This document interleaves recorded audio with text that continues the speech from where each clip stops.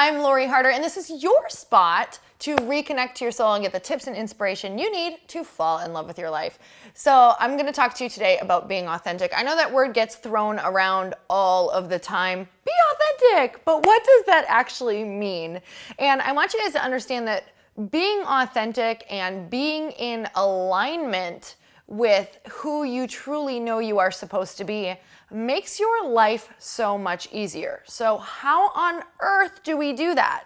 Well, I think what happens is when we are growing up, depending upon the circles we're around, depending upon the beliefs of the people that we're around, we tend to go on a path or form our lives or plan our lives in a way that we think the people in our lives would be happy with. So what does success mean to you? What does success mean to the people around you? And what do you think you should be doing that is ultimately going to give you what you think you want? Whether that's happiness or success, or you're finally going to have that title where you feel significant when you go and introduce yourself at a party or you introduce yourself to people. But a lot of times what can happen is when we chase that, we feel so out of alignment and life feels hard. We're always tired. We don't quite feel happy even though we should, because this is what we thought we wanted. And most often we wind up in a space where we have just basically put ourselves in a position of thinking that we've reached that high point because we got that title, or we finally are in that role that we thought would bring us happiness. And all of a sudden we feel so empty and so blue, because if this didn't bring us happiness, then oh my God, what will? So something that I want you guys to do is to write down what you think is going to bring you happiness, and then write down what you think people want your life to look like, the people in your life, what you think you should be doing. So write this all down in one column. What do you think is going to bring you happiness? What do you think you should be doing? What title do you think you should have? And then what I want you to do in a separate column is write down what actually makes you happy. So if you had a ton of spare time, what would you actually be doing with it? And I want you to really look at the differences in those two things. Are they aligned at all? Are you finding any enjoyment in your daily life or in the things that you're already doing? And is there a way that you can take the things that you enjoy doing, maybe it's making people laugh, maybe it's traveling, maybe it's writing, and can you infuse it into maybe the job that you have now? Or do you need to start paying more attention at what's making you happy and just making sure you're doing that more often and making time for it?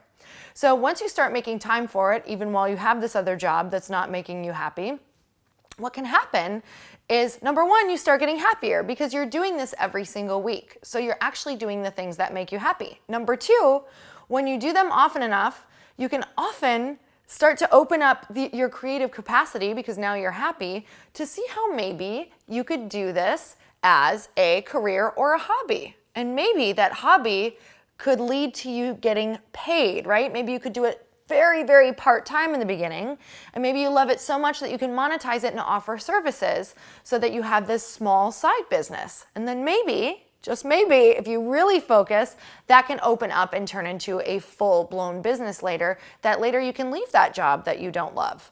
So these are just different ideas of how many people have started to move into their passion. I'm not saying leave your job tomorrow, because as I was turning my hobby of wanting to help people and mindfulness and wanting to do events and wanting to do different, weekend retreats and things like that, I still had this other job on the side. And it wasn't until all of this took over that I said, okay, maybe I could let this one go. Maybe I could let this other one go. So I want you to know that you're never ever stuck, and that you can always start creating your happiness now. It doesn't mean that it has to be full blown and you have to leave tomorrow or you have to do everything 100%. It just means, what can you do this week that actually makes you happy? Where could you make sure that you're actually scheduling it in and that you're in alignment with who you really, really know that you are inside? So are you blocking that authentic part of yourself that loves to write? Are you blocking that authentic part of yourself that loves to play music, loves to make people laugh, loves to dance? Whatever that is, how can you do more of it and stop denying that authentic part of you and actually show people who you really are? So you guys, I want you to write those 2 columns. Just see what comes up. Comment below. I love to be able to see what's coming up for you guys so that I can talk to you exactly where you're at. I know that this is a good exercise even for me to do in my life, even though I am living in my dream position, doing what I love. We change. We're always constantly changing. My version of happiness can change next month as to what I want or following my curiosity. So this is a really important exercise to always come back to. So like I said, comment below, talk to the people above you on the comments, go back to loriharder.com. And of course, I'd love for you to check out my podcast, earnyourhappy.com, where I have guests come on and talk all about this. So until next time, take care. Mwah. See you soon. Ting-a-tong, tong-a-tong, tong, ting. Ting tong tong tong. Okay. Are you ready? Hey everyone, welcome back. Wait, that's the podcast.